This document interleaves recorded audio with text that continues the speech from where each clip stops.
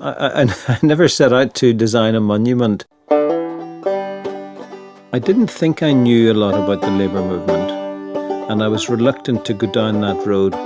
But then, thinking about the folk music that I listened to a lot, singers like Pete Seeger and Woody Guthrie and Leadbelly sang about strikes and lockouts, and people like Joe Hill stood out, people who had used music in their struggle. And there was quite a bit of information in there. My name is John Kindness. I'm the artist who designed the Labour Monument. What do we want? Justice! We want it! What do we want? Every positive advance for workers and communities comes at a price. That's Tom Payne Cronin, director of the Comey Institute for Industrial Relations at St. Joseph's University. Many of the advantages that we have today are things that we enjoy, whether it's the 8-hour day or health and safety or the right to a public education. Men and women, children fought for and won at a tremendous cost, and I think that people need to know that because many of the same struggles are still going on in this country today. This has always been a working class neighborhood. This neighborhood was built for the workers that worked at the Hog Island shipyard at the onset of World War I. I'm Cathy Brady. I've lived in this neighborhood most of my life, and I'm the lead community organizer for the Labor Monument, Philadelphia's tribute to the American worker. Hog Island was the largest shipbuilder in the world. They employed at their height 20,000 people there. And they ended up needing to build a neighborhood to house those workers. When they did, they built row homes, as you can see, and they made Elmwood Park an oasis for these workers to go after work and relax. When I first visited the park and I first met with the neighbours in the park, there wasn't anywhere to sit down and discuss things, to have a meeting about the park. What happened over the years was the industries left. So then we start seeing a real decline in the neighborhood. In the 70s and the 80s, it looked deserted.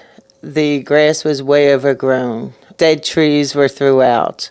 The benches were destroyed. There was graffiti all over. So the neighbors formed the Friends of Elmwood Park, and we decided that we were going to take matters into our own hands and rejuvenate our park. The Fairmont Park Art Association took a new initiative where they would invite citizens to come forward and say, we would like a piece of art for our constituency. And the Friends of Elmwood Park had sort of reclaimed their territory. They were a very strong working class neighbourhood, and I guess I was teamed up with them because I come from an industrial town in Northern Ireland, Belfast. My father was a shipyard worker. Back in the day, just about all labourers wore denim clothing. So they were called blue-collar workers. But John thought, what a perfect metaphor for the monument. I came across a set of old work buttons that a friend had collected, and they were embossed brass buttons, and some of them had animals. There was a steam train, a rooster. There was a lovely one with an elephant. And I just thought, here's a little piece of vernacular art that I can use to make elements that relate to the labour history that we've commemorated. And there's a blue aggregate in the concrete. There is terracotta brickwork running through that, like stitching. So between the bronze buttons, the blue ground and the terracotta, it becomes symbolic of the workwear that a lot of these people would have worn for their daily job.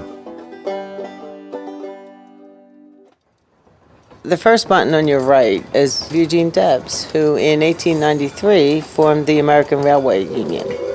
And he was one of the people who could see the bigger picture, and he changed the way labour unions were organised from a trade basis to an industrial basis. He thought it was important to organise for your industry, not your individual trade.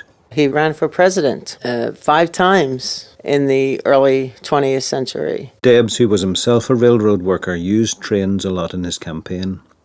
So his face is looking at us from the front of a steam train, almost as if it's embossed onto the train.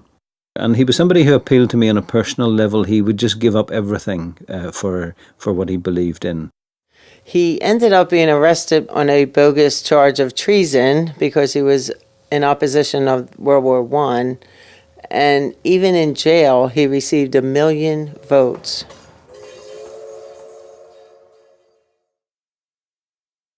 On this table, you will see the words of Big Bill Hayward, as he was known in the labor movement. The worst thief is he who steals the playtime of children. And Bill Hayward made it his life's task to stop child labor.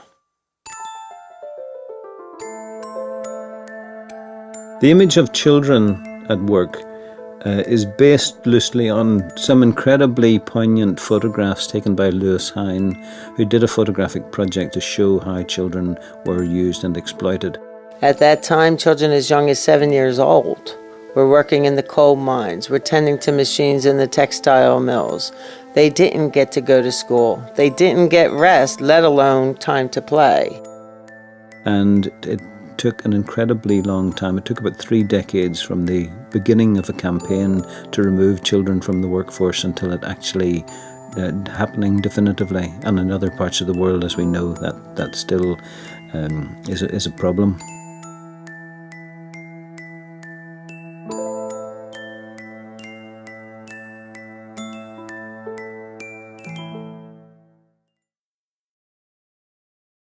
This button table pays tribute to the IWW, the International Workers of the World, an organization that represented all people, no matter what their trade. The IWW, or the Wobblies, particularly appealed to me because they used music in their organisation. They used music to get their message across, and sometimes a song can get through the barriers that a speech can't penetrate. And again, that is how I learned quite a lot about the labour movement, was through singing and music. I dreamed I saw Joe Hill last night, alive as you Joe Hill was very closely associated with the IWW. He wrote a lot of songs that were sung at labour gatherings. And his famous last words were, "Don't waste time mourning, organise." And people did that. In his honor, in his name, they went out across the country and organized thousands and thousands of workers. I come from Ireland, where a lot of tragedies have turned into victories, a lot of deaths have turned into turning points in the struggle. And Joe Hill's death was one of those. From San Diego up to Maine, in every mine and mill, where workers strike and organize, it's there you'll find Joe Hill. It's there you'll find Joe Hill.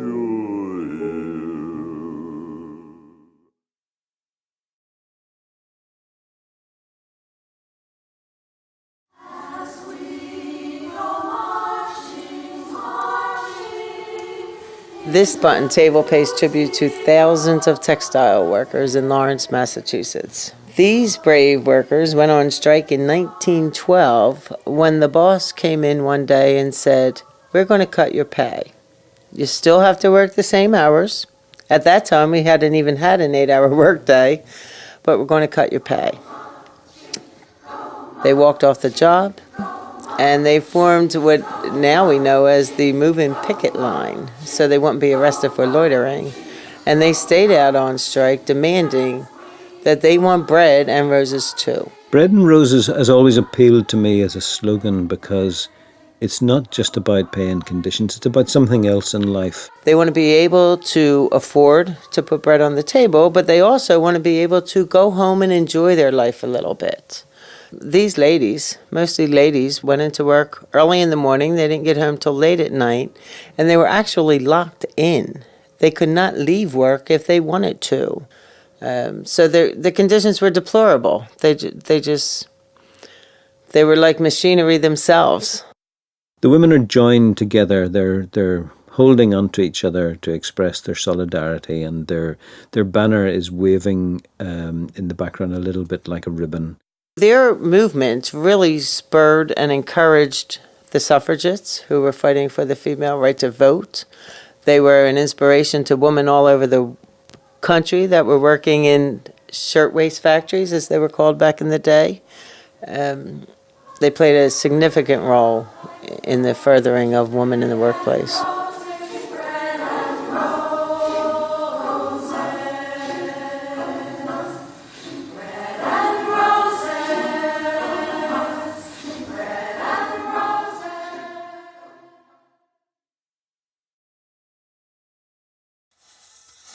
This table depicts a farm worker drawing the symbol for the United Farm Workers.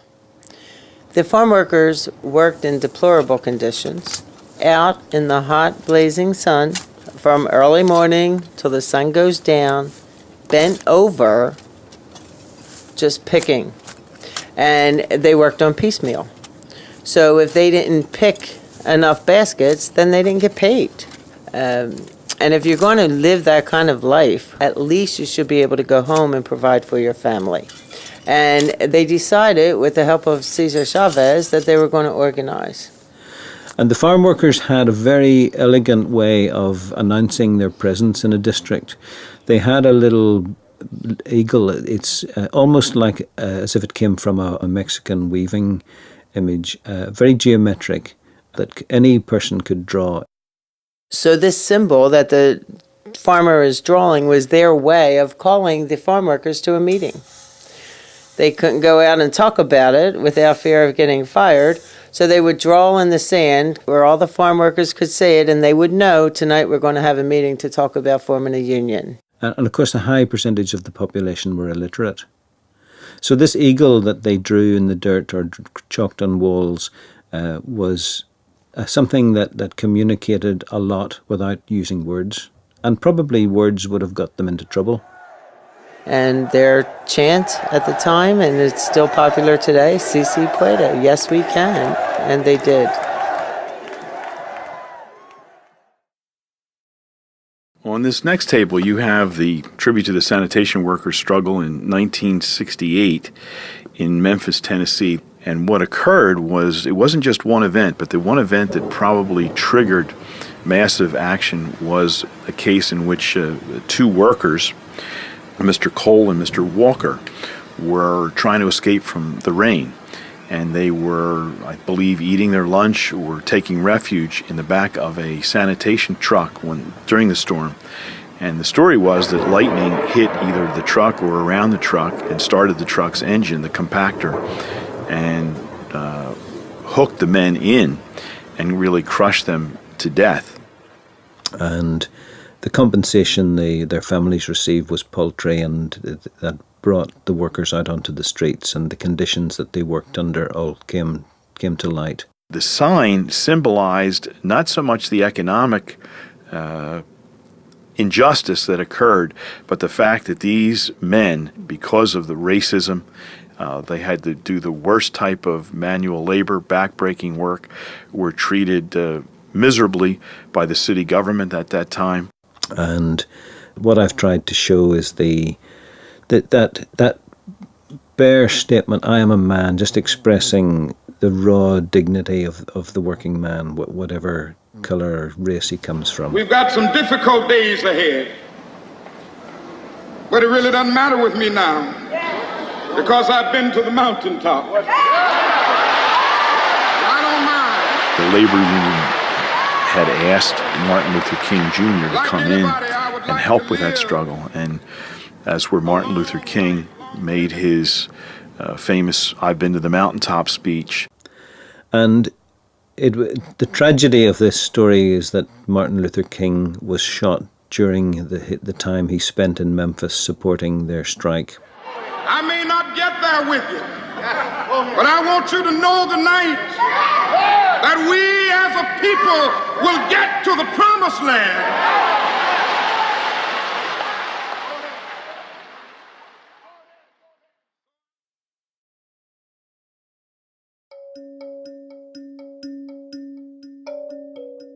Gay Silkwood was an employee of the Kerr-McGee plant in Oklahoma. She was a 28-year-old single mom who took on the nuclear industry. She was not going to stand by and let her co-workers die of cancer because she knew there were plutonium leaks.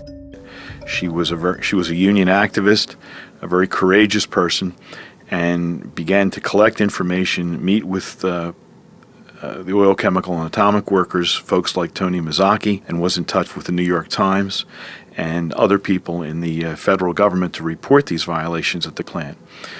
One particular night that she was to meet with Mazzocchi and a New York Times reporter, she died in an automobile accident.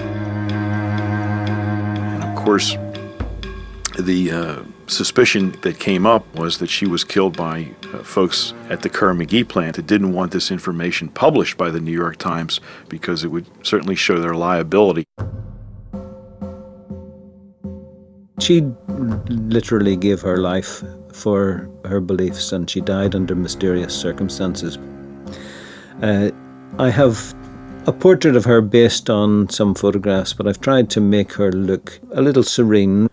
She's pictured with two rather sinister-looking gaps on either side, which were the holes that you put your hands into to work with radioactive materials. It was like a protective cupboard, and you put your hands into big gloves, and these openings are rather like mouths or empty eye sockets. But above her head is some foliage, which was a sumac tree that was planted above her grave. Karen Gay Silkwood gave courage to other workers to report violations and know that if they got some publicity and the backing of a union, that it could make these corporations back up or enact certain health and safety rules and regulations.